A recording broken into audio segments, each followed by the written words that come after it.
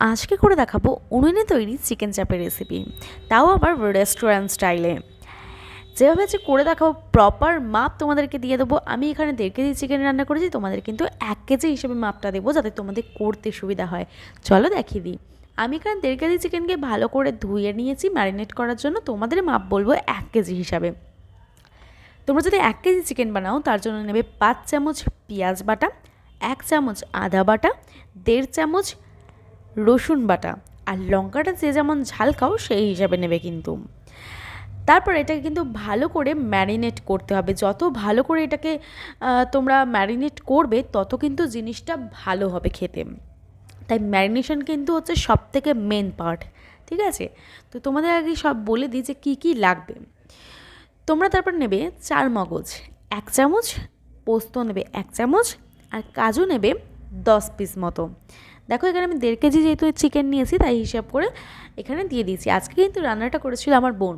আচ্ছা, তার আগে বলি, তোমরা যারা আমার ভিডিও দেখছো তারা কিন্তু ঝটপট আমার চ্যানেলটাকে সাবস্ক্রাইব করে রাখো আর একটা লাইক করে দিও। তোমরা কিন্তু 4 মগজ, পোস্ত আর কাজুটাকে একটু জলে ভিজিয়ে রাখবে, তাহলে কিন্তু ব্লেন্ড করতে সুবিধা হবে। আচ্ছা, আমি এখানে নিয়েছি দই। দই নিয়েছি 1 কেজির জন্য কিন্তু 250 গ্রাম তোমরা নেবে। তারপর এখানে নিয়েছি বিরিয়ানি মশলা।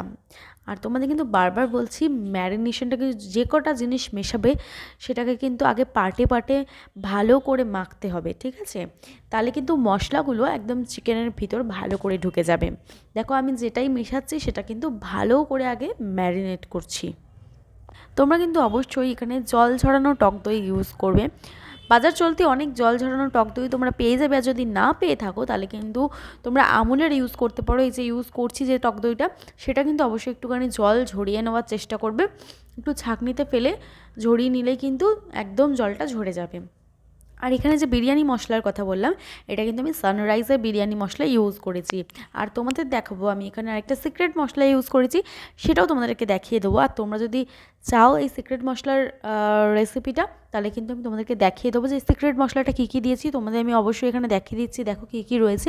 তোমরা ভালো করে দেখে নাও, যা যা আছে সেগুলোকে ড্রাই রোস্ট করে একটা মশলা বানানো হয়েছে, সেটাই কিন্তু এই চিকেন চাপে ইউজ করা হচ্ছে। তার সাথে তোমাদেরকে পরিমাপটাও আমি বলে দিই। বিরিয়ানি মশলা 1 কেজি চিকেনের জন্য কিন্তু 1 চামচ, আর গরম মশলাও কিন্তু 1 চামচ, সেটা হচ্ছে টিস্পুন, 1 টিস্পুন 1 টিস্পুন। আর এখানে দিয়েছি গোলাপ জল আর কেওড়া জল। এখানে গোলাপ জল দেবো আমি 1 টিস্পুন, আর কেওড়া জলও দেবো 1 টিস্পুন। তোমরা কিন্তু চাইলে এখানে স্যাফরন সোকড মিল্ক ইউজ করতে পারো। সেটা যদি ইউজ করো তোমরা হাফ কাপ, 1 কেজি চিকেনের জন্য half cup saffron soaked milk.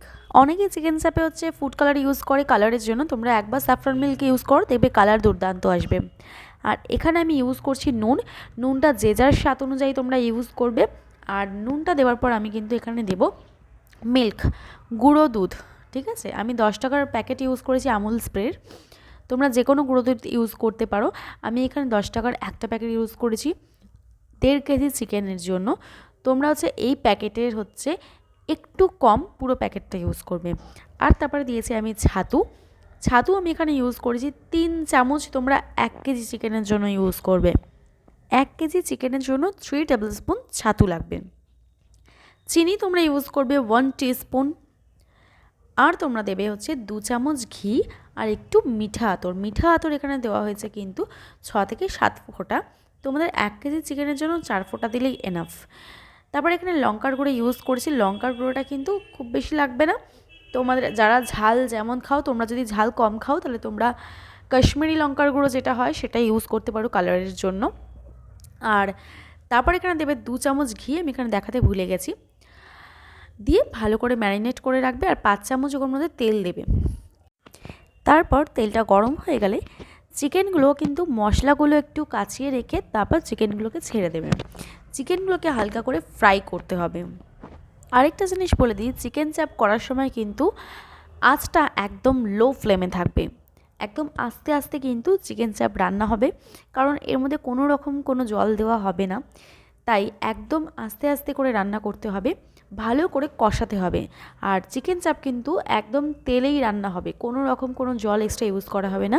আচ্ছা, চিকেনটা হালকা করে ফ্রাই হয়ে যাওয়ার পর, একদম বাদামি হবে না, একটু ফ্রাই হয়ে যাওয়ার পর কিন্তু মশলাগুলো আমি তেলের মধ্যে অ্যাড করে দেবো। এরপর ভালো করে কষাতে হবে অনেকক্ষণ টাইম নিয়ে। দেখো আমার একটু পরেই রেডি, 30 থেকে 40 মিনিটসের মধ্যেই রেডি হয়ে গেছে চিকেন চাপ। তোমরা এভাবে রান্না করে আমাকে অবশ্যই কমেন্ট করে জানিও কেমন হলো।